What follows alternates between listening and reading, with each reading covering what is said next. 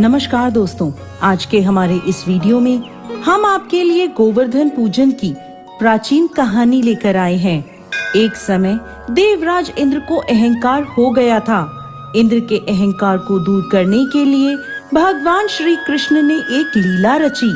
एक दिन भगवान श्री कृष्ण ने देखा कि पूरे ब्रज में तरह तरह के पकवान बनाए जा रहे हैं और सभी ब्रजवासी किसी पूजा की तैयारी में जुटे हुए हैं। ये देखकर उन्होंने मैया यशोदा से प्रश्न किया, माता, ये सब किस पूजा की तैयारी कर रहे हैं?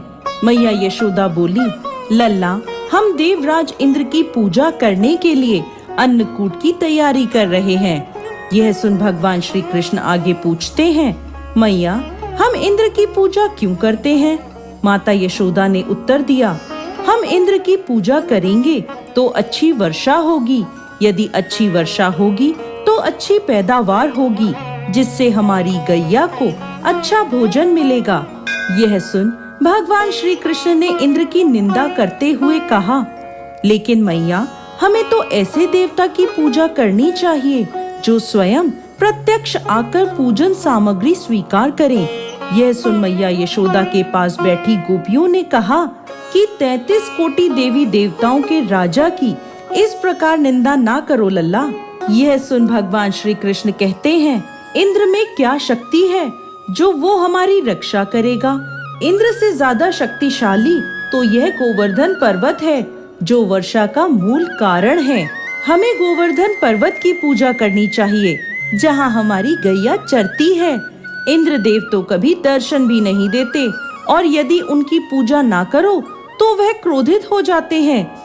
ऐसे अहंकारी की पूजा कदाचित नहीं करनी चाहिए। तभी नंद जी वहाँ आ गए और पूछने लगे, इंद्र की पूजा करने से वर्षा होगी और हमें लाभ होगा, गोवर्धन की पूजा करने से क्या होगा?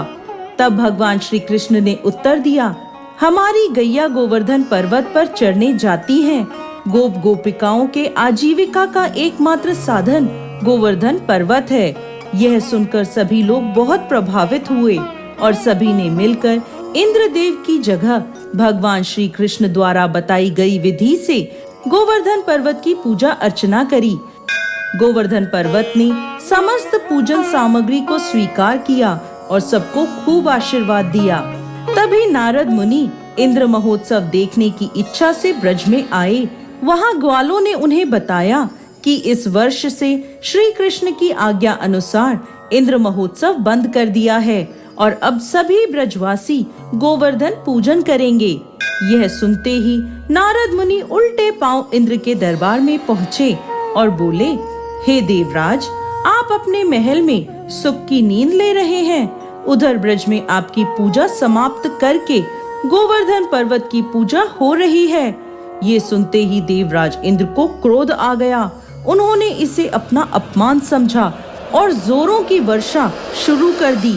भयभीत होकर सभी ब्रजवासी भगवान श्री कृष्ण की शरण में गए। तब भगवान श्री कृष्ण ने सभी को गोवर्धन पर्वत की शरण में जाने को कहा। सभी ब्रजवासी अपनी गैया और बछड़ों के साथ गोवर्धन की तराई में पहुँचे। वहाँ भगवान श्री कृष्ण ने गोवर्धन पर्वत को अपनी कनिष्ठ उंगली पर उठा लिया। यह देख इंद्र को और क्रोध आया और उन्होंने मूसलाधार वर्षा शुरू कर दी। भगवान श्री कृष्ण ने सुदर्शन चक्र को आदेश दिया कि वह पर्वत के ऊपर जाकर वर्षा की गति नियंत्रित करे और शेषनाग से कहा कि वह पानी को पर्वत की ओर आने से रोके। इंद्र लगातार 7 दिनों तक मूसलाधार वर्षा करते रहे और सभी ब्रजवासी गोवर्धन पर्वत की छाया में सुख पूर्वक रहे। यह सब देखकर इंद्र को शंका हुई कि उनका मुकाबला करने वाला कोई साधारण मनुष्य नहीं हो सकता। तभी ब्रह्मा जी वहां प्रकट हुए और इंद्रदेव से बोले, हे इंद्रदेव, आप जिस बालक को परास्त करने की कोशिश कर रहे हैं वो और कोई नहीं, भगवान श्री हरि विष्णु का अंश है।